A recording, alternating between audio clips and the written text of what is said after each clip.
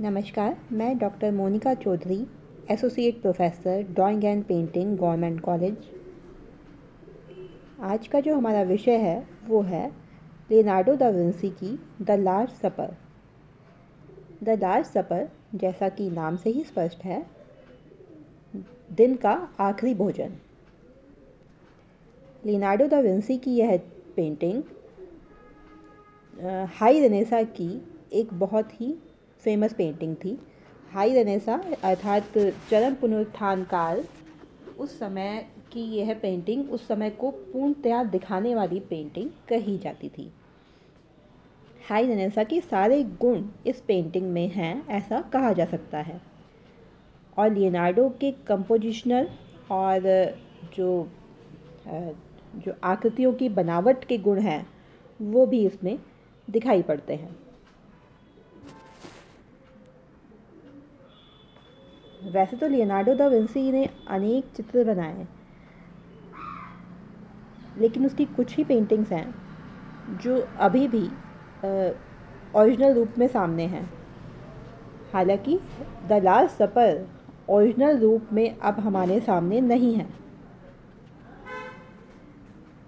Original जिस रूप में ये बनाई गई थी, जिस रूप में लियोनार्डो ने इसे बनाया गया था, उस पर टचिंग करके उसको ठीक करने का प्रयास किया गया है।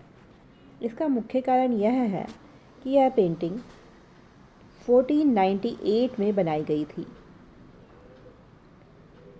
जिसे बनाने में लियोनार्डो को 2 या 3 वर्ष लगे थे।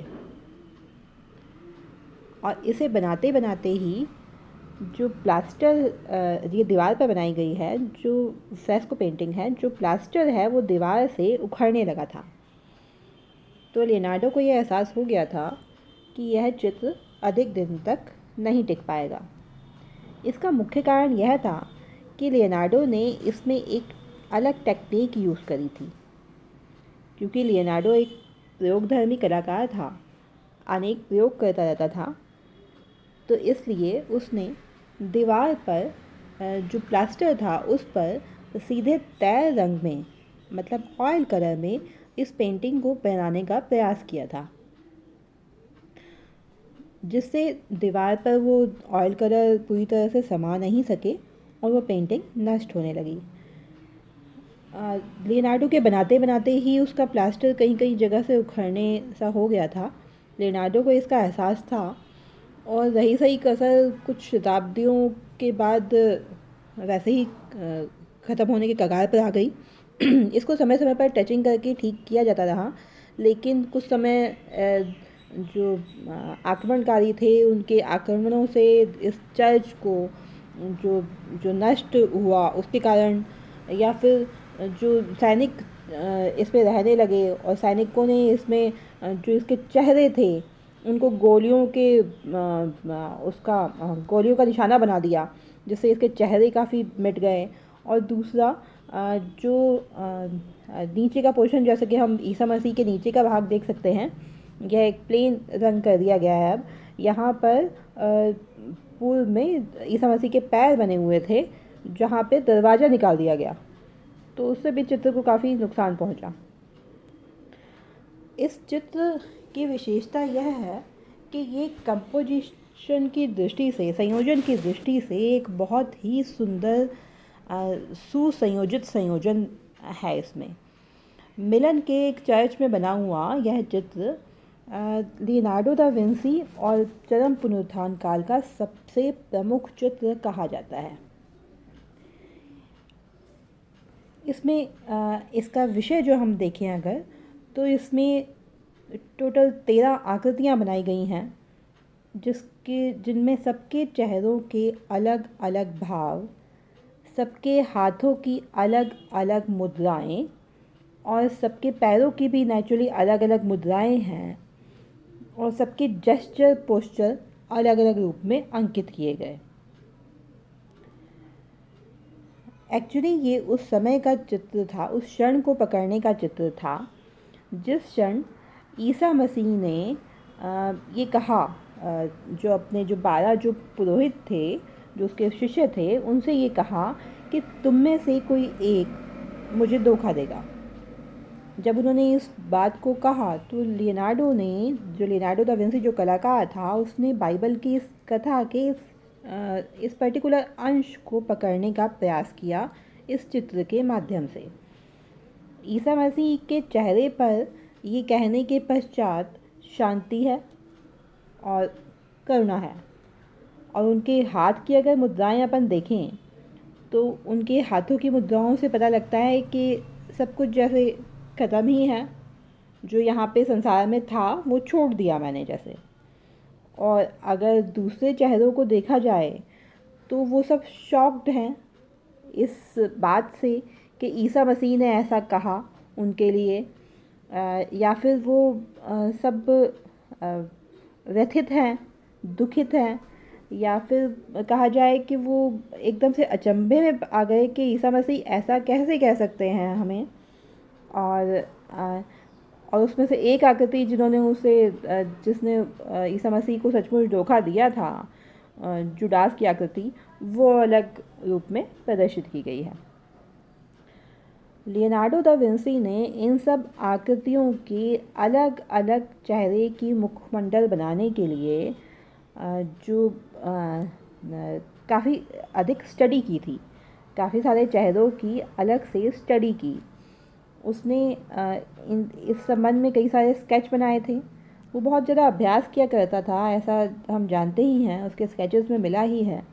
और उसने कई तरह के लोगों के हाव भाव को स्टडी किया, उनको बनाने का प्रयास किया और इस चित्र को निर्माण किया। और सबसे महत्वपूर्ण ये कि उसने इस चित्र में जिस व्यक्ति ने ईसा मसीह को धोखा दिया उसे ही अधिक गहरे रंग में या फिर थोड़ा सा काली आकृति में बनाया, और जुडास जो था उसको अधिक काली आकृति में बनाने का प्रयास किया, जिससे कि उसके और साथ ही उसके जो भाव हैं वो पता लगे, और साथ ही उसके लिए उन्होंने जो चेहरे की स्टडी थी वो करने के लिए उन्होंने जो जो जेल था, जो कारागृह था, उसमें जाकर के कुछ आकृतियों की स्टडी करी, जिसमें ऐसी आकृतियों की स्टडी करी जो अपराध करने के बाद भी उनके चेहरे पर जो था ना वो गलत गंदे भाव थे, ऐसे व्यक्तियों की स्टडी करी उसने, और फिर ये इस आकृति को रूप दिया। ईसा मसीह जो हैं उनकी अगर बात की जाए, कंपोजिशन वैल्यू की इसमें बात की जाए, तो पूरी पिक्चर में, पूरी जो पेंटिंग है उसमें वो सम संतुलित है, एक सिमेट्रिकल संयोजन पता लगता है। जैसा कि आप देख सकते हैं कि एक जो जो टेबल है उसकी एक पड़ी रेखा से और उसके पीछे की जो खिड़कियां हैं या फिर दरवाजे हैं उनकी खड़ी रेखाओं से इसको एक सिमेट्रिकल, एक मजबूत कंपोजिशन में बांटा गया है।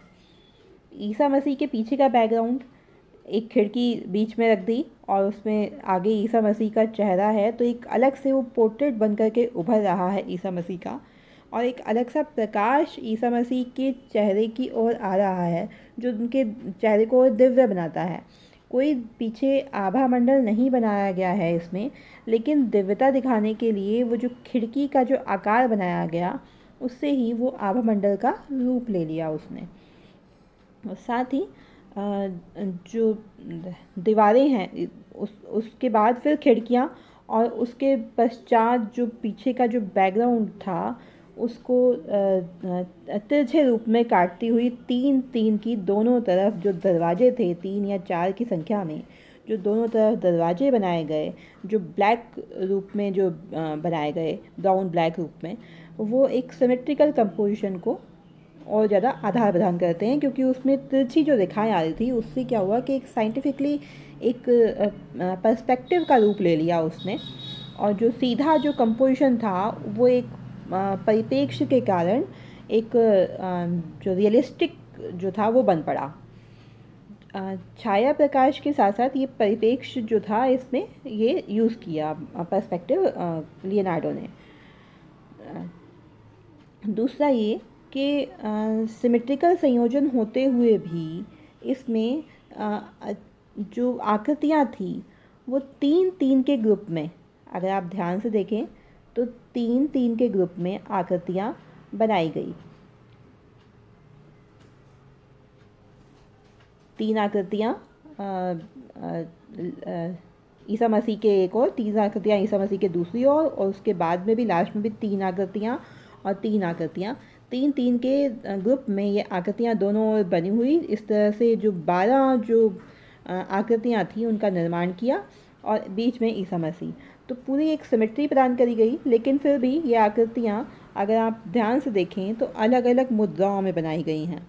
ईसा मसीह की ओर मुखरित है, ईसा मसीह की ओर देख रही हैं, ईसा मसीह की ओर उनके जो हाथों की मुद्राएं हैं वो वर्क कर रही हैं, उनकी तरफ जा रही हैं, उनकी तरफ इशारा कर रही हैं। साथ ही अगर वो दूसरी तरफ देख रहे हैं तो भी उनके हाथों की मुद्राएं जो है वो ईसा मसीह की तरफ जाती हुई प्रतीत हो रही हैं। तो इस तरह से हाथों की मुद्राओं से इसमें एक गति का भाव, गतिशीलता उत्पन्न हो गई है। इस चित्र में एक और जो विशेषता जो समझ में आती है कि लियोनार्डो दा विंसी की सभी आकृतियों में जो दिखाई पड़ती है कि वो पिरामिडिकल संयोजन बनाता था, पिरामिड के समान संयोजन जो बनाता था वो।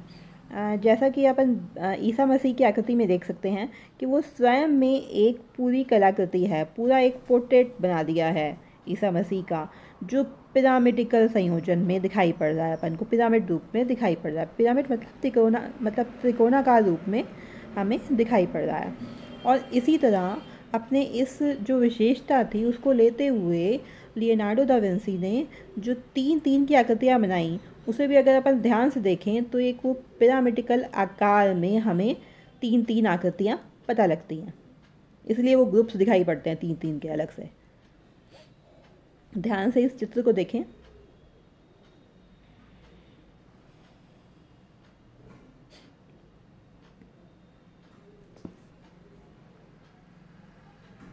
ईसा मसीह के वाक्य को सुनकर जो चेहरों पे अलग अलग भाव दिए, सबके चेहरे उनकी चरित्रगत विशेषताओं को से मतलब उनकी चेहरे की विशेषताएं पता लग रही हैं, उनकी चरित्रगत विशेषताओं को बता रहे हैं।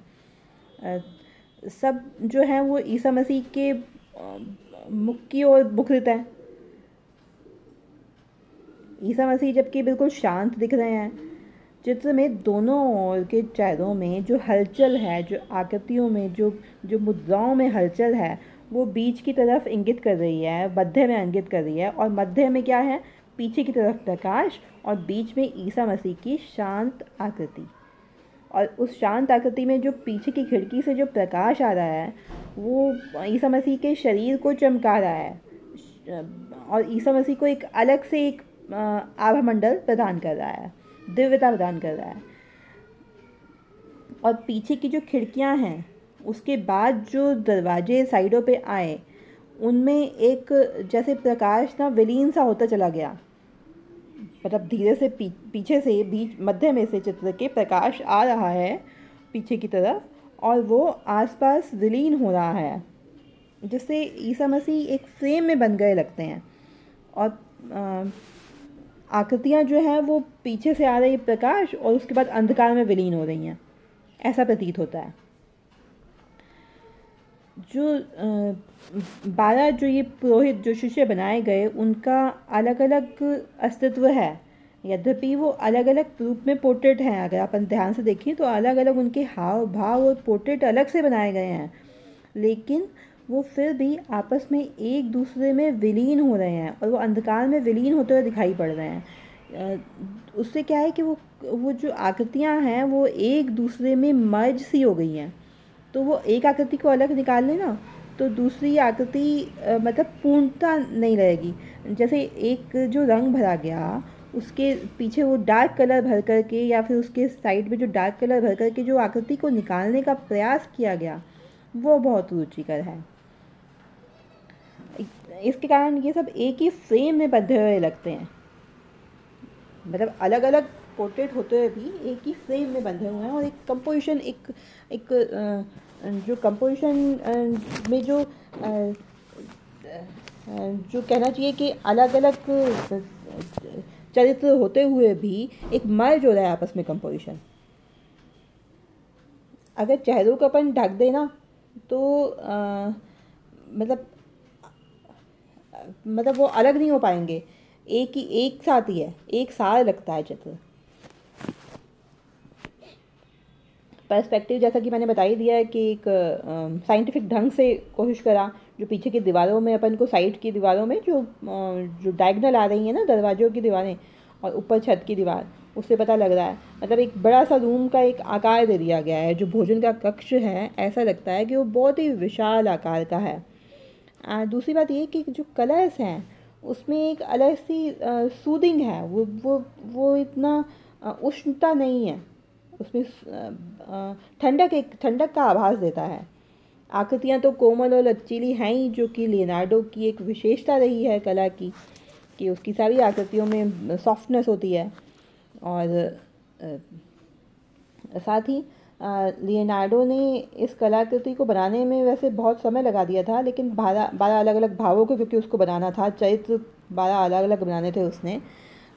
लेकिन ये मतलब चित्र की एक अलग अपनी पहचान तो है ही, पर एक सब्जेक्ट को लेकर के उसने जो एक क्षण को पकड़ा, छोटे से एक क्षण को पकड़ने का जो प्रयास किया, वो बहुत सुंदर था।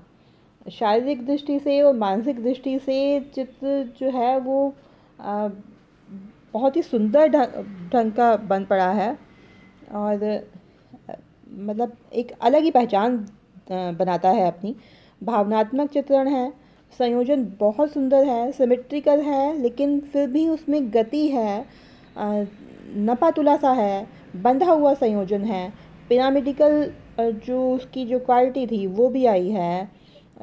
जो शारीरिक अंग हैं उस पर भी अगर अपन ध्यान से देखें तो छाया प्रकाश और परिप्रेक्ष्य का प्रभाव पड़ रहा है। चित्र की आकृतियाँ सभी यथार्थपूर्ण हैं, और एक स्थिति जो है वो एक तनावपूर्ण होते हुए भी, जो उन्होंने कहा सेंटेंस ईसा मसीह ने, तो वो एक स्थिति तनावपूर्ण होते हुए भी एक कंपोजिशन को इतने अच्छे से बांधना, ये बहुत ही एक संयोजन की एक विशेषता दिखाई पड़ती है।